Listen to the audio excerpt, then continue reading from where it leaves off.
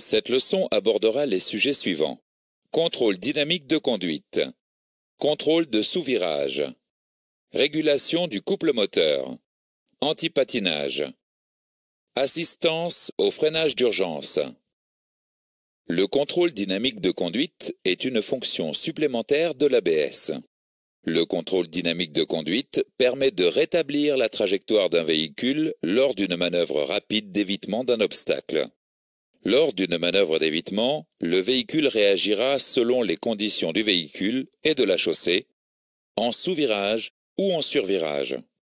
Le système réagit indépendamment de la volonté du conducteur par des actions correctrices sur les freins et le moteur. Le sous-virage se caractérise par la perte d'adhérence du train avant. Le véhicule quitte sa trajectoire et part vers l'extérieur du virage malgré un braquage prononcé. Le sous-virage est souvent causé par une trop grande vitesse du véhicule. Le survirage se caractérise par la perte d'adhérence du train arrière. Un survirage peut être causé lors d'un relâchement rapide de l'accélérateur dans un virage. Le véhicule quitte alors sa trajectoire et part vers l'intérieur du virage. Dans les cas extrêmes, cela peut se traduire par un tête-à-queue. Le système de contrôle dynamique de conduite est constitué d'éléments communs avec l'ABS.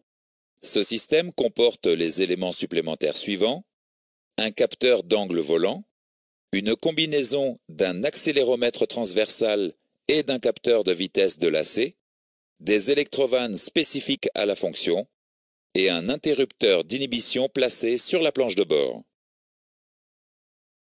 Le capteur d'angle volant mesure l'angle et le sens de braquage du volant.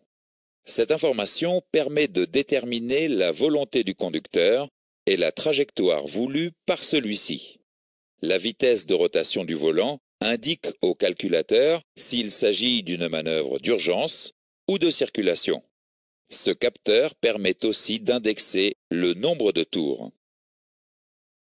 Le capteur combiné donne les informations suivantes: l'accélération transversale et la vitesse de lacet. Ces informations permettent au calculateur de déterminer la trajectoire réelle du véhicule. Le capteur est situé près du centre de gravité du véhicule, généralement sous la console centrale. Le capteur d'accélération transversale émet un signal électrique sous l'action d'une force transversale. Le calculateur détermine l'accélération transversale en interprétant l'évolution du signal électrique du capteur. Le capteur de lacet mesure la vitesse de rotation du véhicule sur lui-même. Le capteur envoie un signal électrique au calculateur en fonction du lacet effectué par la voiture. Voyons maintenant le fonctionnement électrique du contrôle dynamique de conduite. Pour activer une régulation, le système doit connaître à tout moment la trajectoire souhaitée par le conducteur et la trajectoire réelle du véhicule.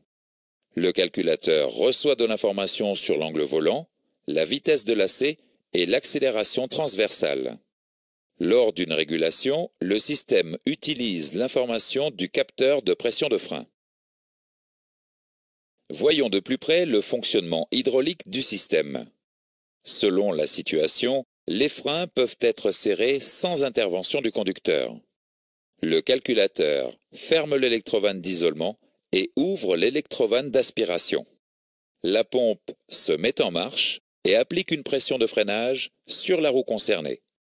Lorsque la roue atteint le point de glissement, l'électrovanne d'admission se ferme et l'électrovanne d'échappement s'ouvre. Le calculateur pilote la régulation de la roue autant de fois qu'il le juge nécessaire. Dans ce chapitre, nous avons vu les points suivants. Le contrôle dynamique de conduite permet de rétablir la trajectoire d'un véhicule lors d'une manœuvre rapide d'évitement d'un obstacle. Le sous-virage se caractérise par la perte d'adhérence du train avant et le survirage se caractérise par la perte d'adhérence du train arrière. Le contrôle dynamique de conduite comporte des capteurs et des électrovannes spécifiques. Le capteur d'angle volant mesure l'angle de braquage du volant. Le capteur combiné donne les informations suivantes: l'accélération transversale et la vitesse de lacet. Le capteur d'accélération transversale émet un signal électrique sous l'action d'une force transversale. Le capteur de lacet mesure la vitesse de rotation du véhicule sur lui-même. Pour activer une régulation, le système doit connaître à tout moment la trajectoire souhaitée par le conducteur et la trajectoire réelle du véhicule.